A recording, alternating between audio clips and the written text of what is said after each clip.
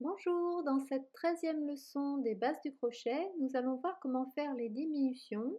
Alors, diminution de mailles serrées et de brides. Mais c'est le même principe pour les demi-brides, les doubles brides, etc. Donc, je vais faire une diminution de mailles serrées ici.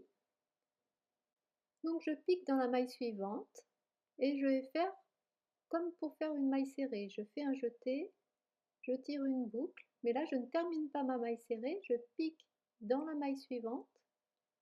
Je fais un jeté et je tire une autre boucle.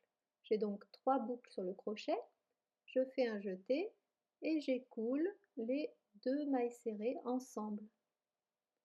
Voilà ma diminution. On voit que le dessin est un peu différent des mailles serrées qui, elles, font des V. Il existe d'ailleurs une autre technique pour faire des diminutions de mailles serrées qui est invisible. Donc je vous invite à consulter cette autre vidéo dans ma playlist Techniques et astuces au crochet. Voyons maintenant comment faire des diminutions de brides. Donc j'ai fait des rangs de brides. Donc on commence comme si on allait faire une bride. Un jeté, dans la maille suivante on pique, un jeté, on tire une boucle, un jeté, on passe au travers des 2 premières boucles du crochet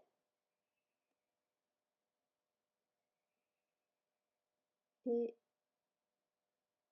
on fait un jeté.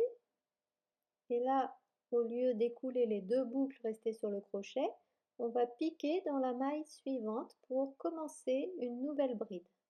On fait un jeté, on tire une boucle, on fait un jeté, on écoule les 2 premières boucles du crochet. Nous avons donc 3 boucles restées sur le crochet. Alors on fait un jeté et on écoule les 2 brides commencées ensemble. Et c'est exactement le même principe pour les demi-brides, les doubles brides, etc. On commence 2 mailles et on les écoule ensemble. Donc voici la diminution.